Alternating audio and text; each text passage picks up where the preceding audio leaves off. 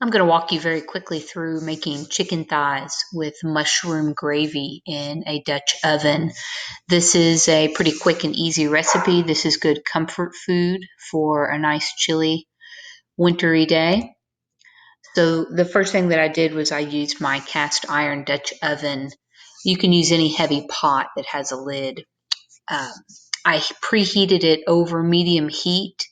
Again, when I preheat, I do not put any oil into the pan. I want to heat the skillet itself.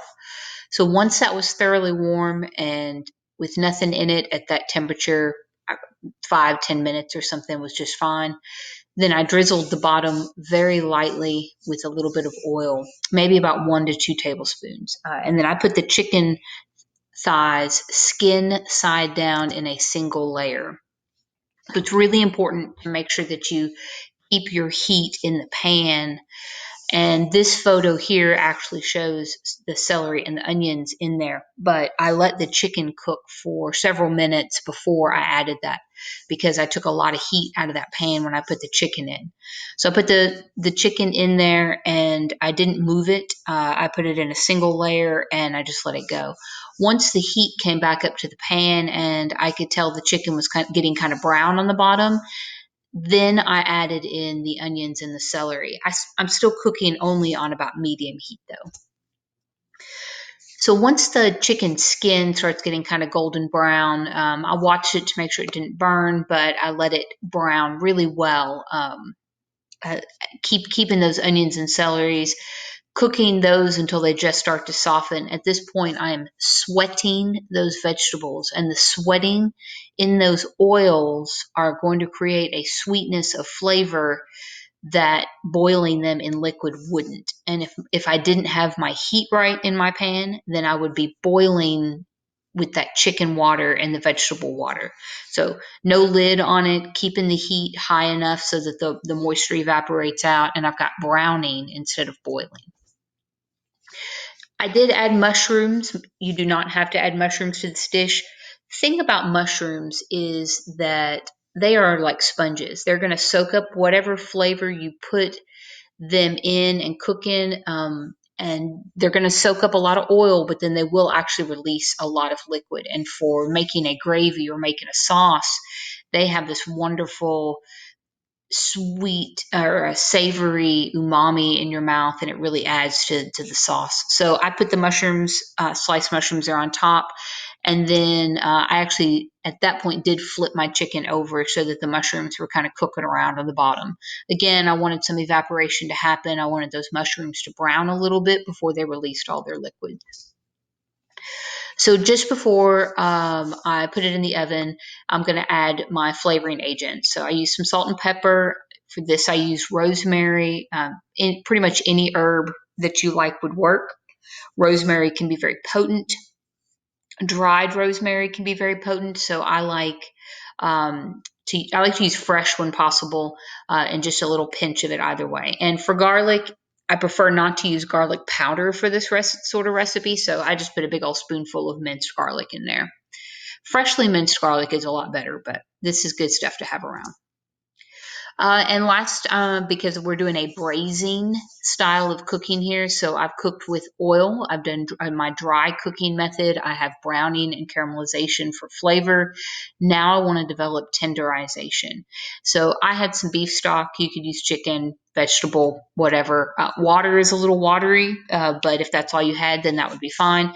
And so I added about 1 or 2 cups. I'm not making soup. I didn't drown it. I just deglazed the bottom of the pan, and got some liquid in there. And then I put the lid on very tightly, and I put it in an oven at a really low temperature, about 300 or 325. For these little chicken thighs, 325 was good.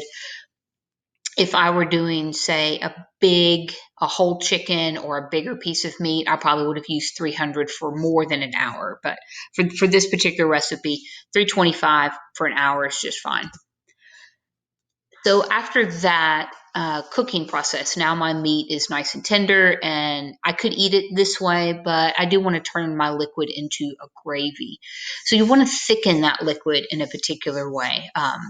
I chose to use flour. So I used a small amount of flour not quite full. I moved my food kind of to one side. I added the flour, and then I quickly used a whisk to work it into the flour. When you add flour directly into a liquid, that takes some skill because you can end up with flour lumps, and flour wads that pop in your mouth are really gross. If you are just starting this process, I could have taken a little bit of butter, just a little bit of soft butter, maybe a pat or two, and worked my flour and butter into a paste, like even with my fingers. In culinary, that's called a bermon, and I could have added that to the liquid, and then I definitely would not have those flour wads. But in my case, I do this all the time, so I was able to just add the flour to the liquid, and then I used my whisk and I whisked it around. So this photo here shows I just kind of start in the corner where the flour is, and I just work it really hard and really fast. And then once I see that start to soak up the liquid and it's getting all worked in and I got rid of the flour lumps, then I'm able to essentially swirl it all around the pan, and then that flour is going to thicken all the liquid. So I have a nice gravy, I have some mushrooms, I have vegetables, I have nice browned chicken that's been cooked till it's tender. For this meal, I served this with cheesy potatoes, but this would be a really good mashed potato recipe style. If you didn't want to use flour, a different variation, if you wanted more of a creamy sauce to thicken your liquid instead of flour, you could add about a half or a full block of cream cheese at the end instead. But like the flour, you just take the whisk and you whip it around. It looks really gross at first when it first starts kind of like lumps and liquid, but eventually you just whisk it around and the cream cheese will melt. Again, I do that at the end. I'm not cooking that flour or that cream cheese in the pot. That's something that is done right before service. So you essentially thicken it, make your gravy, make that sauce, and then put it right on top of your mashed potatoes or whatever you're doing that with. So here's your recipe. I will include a link to this, and then these are kind of the instructions there. And there you go. I hope you have fun. You could do this with boneless and skinless. I use skin on.